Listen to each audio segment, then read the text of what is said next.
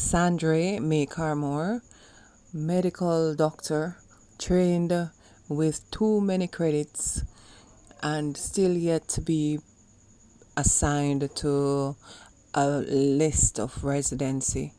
For the Easter, I was listening to the service at my church, Easter Sunday, 5th of May. April, sorry, I'm born May. Married in April. Okay, so I was listening to the service, and they were talking about the facts that leads to think about the resurrection of Christ, the realities of it. And they spoke about things like witnesses reports of him being dead, witness report of him being alive, from being killed, and being alive after he was killed, and all of those things. And I thought about the medical perspectives.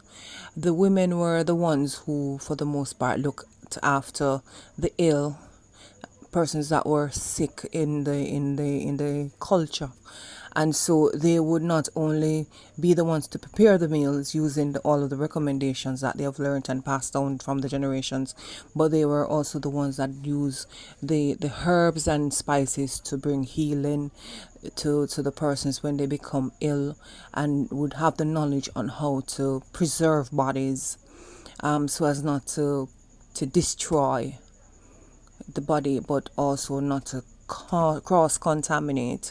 And so with that knowledge and with that wisdom that the women had, they were able to preserve Christ, his mother Mary, Mary Magdalene, and all of these persons were there to preserve him and to preserve his body, and to heal him, not only with the medicine to bring forth the healing, but also with past medicine. God already called his creation good, not only because it was good to live, but it was good for resurrection, based on having the correct nutrients in the cells from eating and supplementing with the correct things in the body. So from a medical perspective, Christ was doing all that was necessary to demonstrate the power of God, not only in the spirit, but also in the natural man, in turning water into wine, in eating what they ate, and demonstrate in his health that what they needed to know in living their own lives, in the health and in the life that he has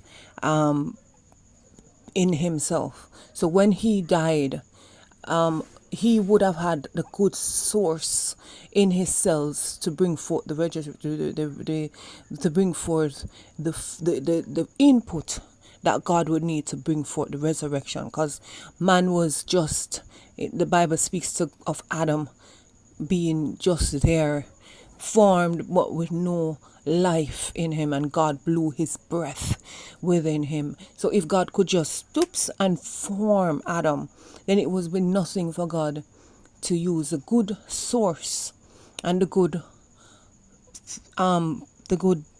foundation that he has in place from Genesis, and from what Christ had done for himself, to bring forth the healing.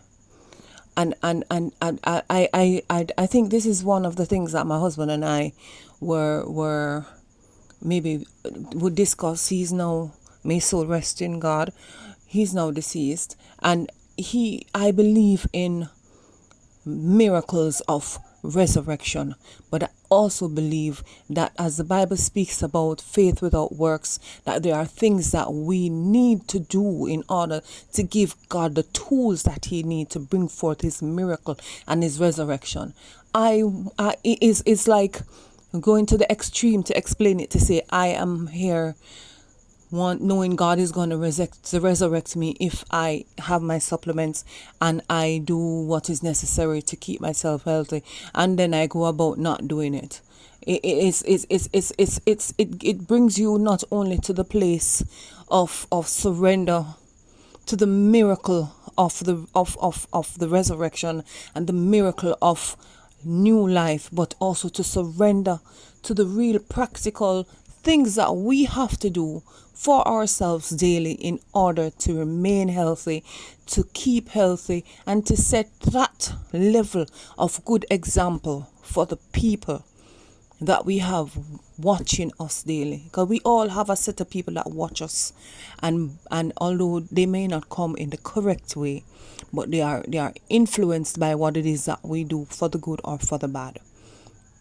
So we have to be there to do what is necessary in the practical side of life.